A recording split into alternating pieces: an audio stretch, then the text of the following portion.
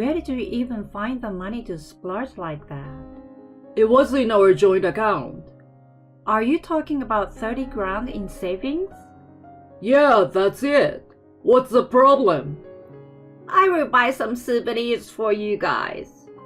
To my astonishment, my husband and mother-in-law had used part of the $30,000 I had saved for our daughter's university tuition and 1 year of school expenses for their vacation. I had reached my breaking point. If that's how you want to play, bring it on. I decided to devise a counter-strike and put it into motion. Hey, our home is in a serious mess. My name is Alicia. I'm a 43 years old housewife. I've been married to Simon for 18 years now. We used to work for the same company. He's 3 years my senior and served as my mentor during my probation.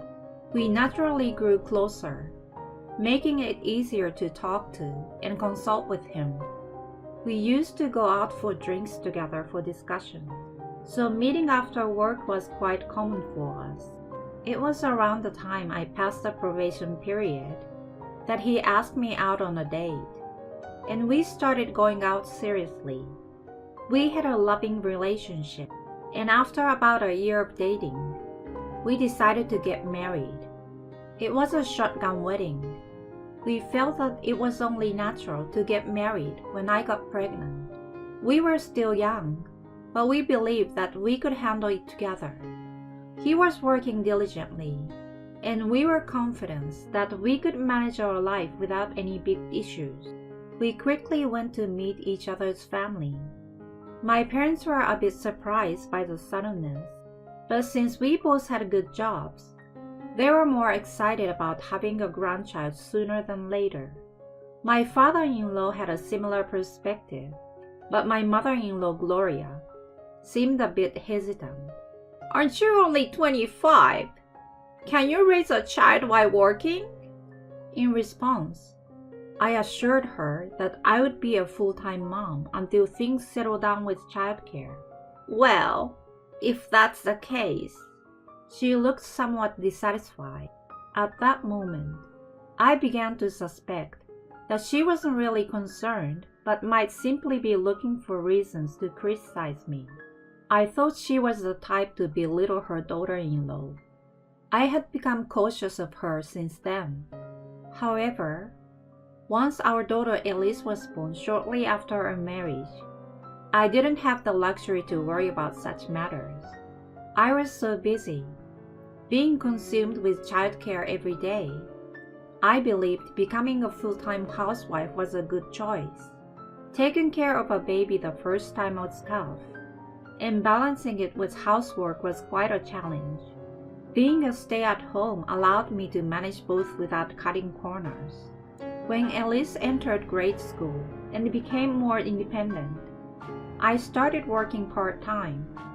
It was a short hour of administrative work, but it felt refreshing to be out in the world.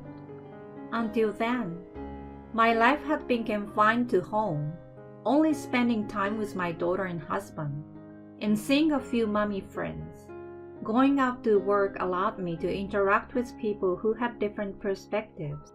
It brought a sense of freedom to my life. I saved all the money I earned for Elise's future education. She had grown beautifully. She started learning the piano at an early age and joined the school band in middle school, where she began playing the saxophone. She had a strong passion for music, and I wholeheartedly supported her dedication to practicing her musical instruments.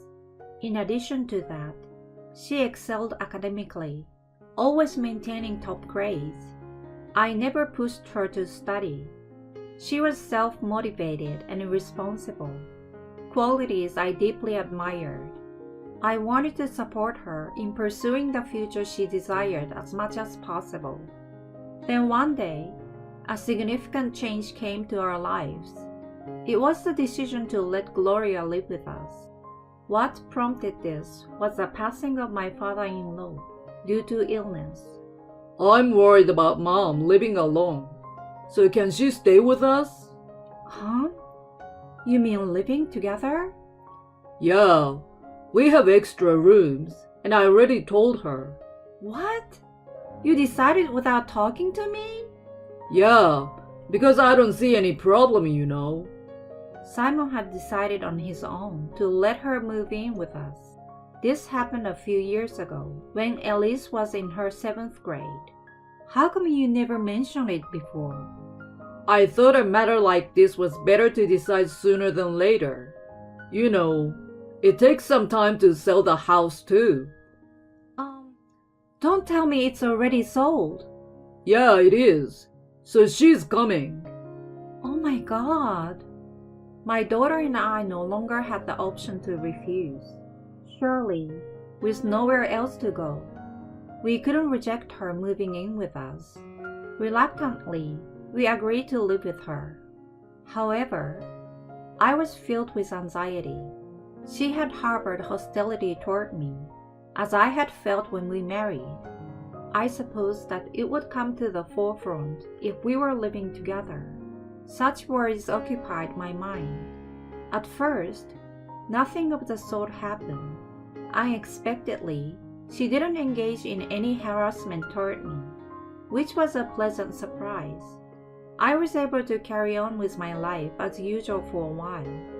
Well, even so, since she showed no intention of helping with housework, my workload increased. We lived together without any major issues, but after about a year, she gradually started showing her true color. In simple terms, she started to belittle me, just as I had feared. I was disappointed and started thinking about why it took a while for her to change. I realized that she was simply depressed after losing her husband. She was just low-spirited and subdued. Listen, Ashley, I prefer bread for breakfast. I'm sorry, but we are into no-carb breakfast, and Simon prefers to have a light menu too. Are you telling me to adjust to you guys? I've decided to have some bread and scrambled egg. Get it ready quickly. She raised her voice at me. Simon chimed in, saying, Mom wants it that way, so just do it. So I reluctantly had to prepare toast and scrambled egg just for her. Moreover, she was extremely picky about the doneness of the eggs. Oh, this is overcooked and too hard. I prefer it a little runny.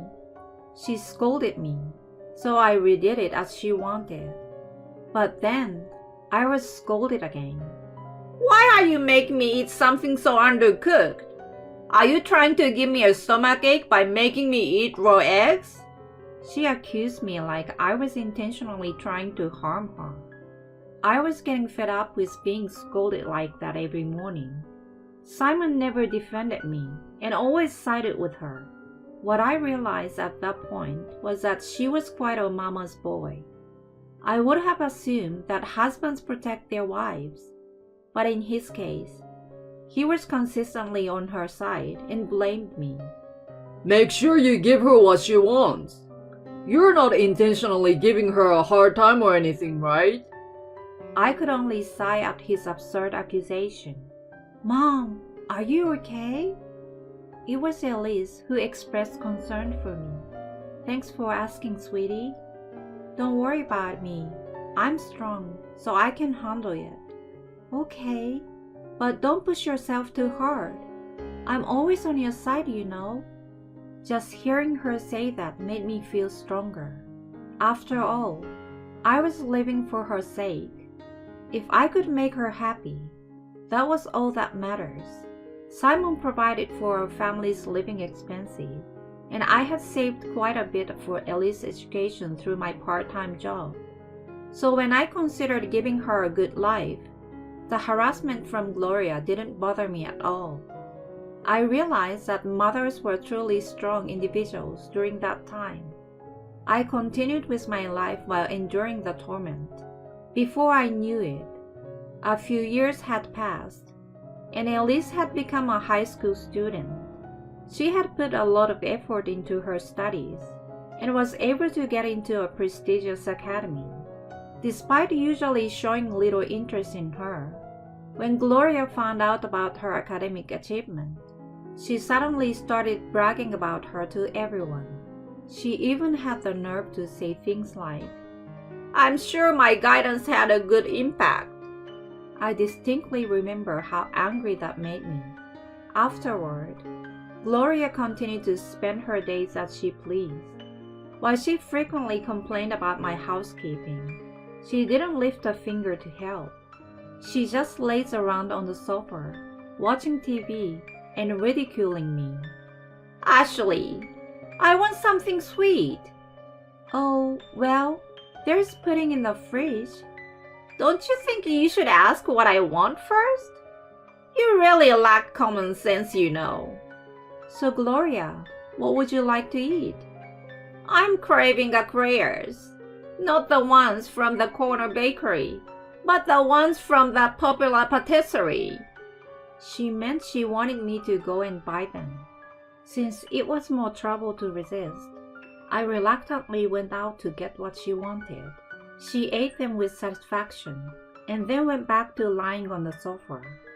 I wondered if she had nothing else to do except boss me around. She also caused trouble for Elise. It happened during the crucial last year of high school when she was preparing for the SAT. "There it is! Good job, you got it!" Gloria lay on the living room sofa, watching a baseball game and making a lot of noise. Despite Elise studying in her room, she was so noisy that I finally had to speak up. "Gloria, Elise is studying, so could you please keep it down?" When I reprimanded her, she wore a very dissatisfied expression. "Why should I have to be considerate of my granddaughter?" "We live together, so it's important to be considerate of each other, don't you think?" "In that case, you should allow me to indulge in my passion for baseball." "Oh yes, that was a great hit. Follow through." She continued to watch the game, chirling even louder. I had no choice but to ask my parents who lived nearby to let Elise come over and study. They agreed, and I drove her there. I felt bad for imposing on her and my parents, so I reported the situation to Simon. I expected he would address it with Gloria, and the issue would be solved. However, he sided with her once again. Mom really loves watching baseball. If Elise doesn't mind studying elsewhere, that should solve the problem. At that moment, it became clear that he valued his mother more than his own daughter. I decided to stop relying on him. I was my daughter's ally, and that was enough. From then on, I started sending her to my parents or to her friend's house to study. Whenever I apologized to her about it, she always responded with a smile and said it didn't bother her at all. With her diligent studies and extracurricular activities, she was successfully accepted into her first choice university. I celebrated her achievement wholeheartedly. Both Simon and Gloria were also delighted at that time. I was quite certain that Gloria would boast about it to others, but I couldn't help that. I waited for Elise's graduation day, wondering what nonsense she would tell people. However, on the day before the graduation, Simon and Gloria said something outrageous. "We're going on a trip to the Bahamas tomorrow." "What? What are you talking about? Tomorrow is Elise's graduation ceremony. Even though it's your daughter's big day, you're going on a trip too?" I couldn't get days off from work at any other time. Just take lots of pictures for us. I'm going on a sun and sea vacation with Mom. Seriously?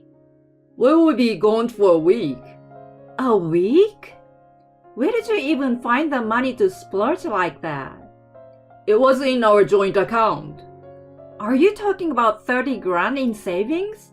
Yeah, that's it. What's the problem? We'll buy some souvenirs for you guys. To my astonishment, They had used part of the $30,000 I had saved for our daughter's university tuition and 1 year of school expenses for their vacation. That was saved up for Elise's education. You can save it up again. Yeah, don't be so uptight. I had reached my breaking point. Elise was also appalled by their audacity. If they were going to behave this way, I decided to take matters into my own hands. I devised a counter-strike and put it into motion. The next day, they happily prepared to leave the house early in the morning. I immediately contacted my father. He was furious when he heard what had happened and agreed to help with my plan. Okay, Elise, take this. Let's wreck your grandma and your dad's ruins. I handed her a hammer, and we started pounding the walls together, smashing them down. It was quite satisfying for both of us, an excellent stress reliever. A week later, they returned home, and Simon called me in a panic. Hello? Hey, something terrible has happened at our house. He sounded frantic. I think it might be a burglary or something. All our belongings are gone. Not just our stuff, but all the furniture and appliances too. A gang of robbers must have come. We need to report this right away. He sounded totally freaked out, and I couldn't help bursting out in laughter. What's so funny? By the way, where are you? I'm at my parents' house with Elise. We've decided to move out of the house. What do you mean? We're getting a divorce. A divorce? Why all of a sudden? It's not sudden at all. You've been constantly disappointing both of us. Plus, you used Elise's university funds for a trip without asking. There's no way I can continue our marriage with such a terrible husband, you know. Hold on. Did you guys destroy our rooms? Yeah, it felt so satisfying. You've got to be kidding me. Do you think you can get away with something like this? Where's our stuff anyway? They're at your brother's place. He was pretty appalled when I explained the situation and agreed to temporarily store them. What the heck have you done? Do you even realize what you're doing? It seemed like the phone was on speaker, and Gloria took over. Do you think you can get away with this? You will pay for ruining Simon's house. We will even report it to the police. Go right ahead. You will likely be turned away. Yeah, right. The house is my name, you know. That's baloney. Oh my. Could it be that Simon has been deceiving you all along for the sake of his pride? My father gave me ownership of one of his properties. Has he misrepresented himself as the owner? This house is yours, right? She asked in a panicked voice. Simon sounded flustered and mumbled incoherently. Simon, speak up! It's Ashley's. His confession left her speechless. Oh, and by the way, demolition crews will be coming there tomorrow, so please vacate immediately. If you try to stay, I will report it as trespassing. Give us a break, will you? We are tired from a long journey. I don't care. Just get out of my house and never have anything to do with Elise and me again. Then I hung up the phone. Afterward, they left the house out of fear of being reported. I wasted no time and demanded a divorce through a lawyer right away. Simon resisted until the end, but when I informed him that I was willing to go to court, he quickly backed down. And so, I successfully got a divorce from him as fast as possible. And I also secured child support payments. By the way, Simon and Gloria are currently living in a shabby one-bedroom apartment together. Gloria has a history of excessive spending and has exhausted her inheritance. She now appears to be squandering Simon's salary at an alarming rate. I receive messages from him asking for help, but I just ghost him. On the other hand, Elise and I moved in with my parents for the time being. I'm still pursuing a claim for the money that was used without permission. The initial university tuition fee and the first year's expense are covered by my parents. I consider this as a loan, and I plan to work full-time to gradually repay them. Moving forward, I intend to prioritize my daughter and strive to live my life to the fullest.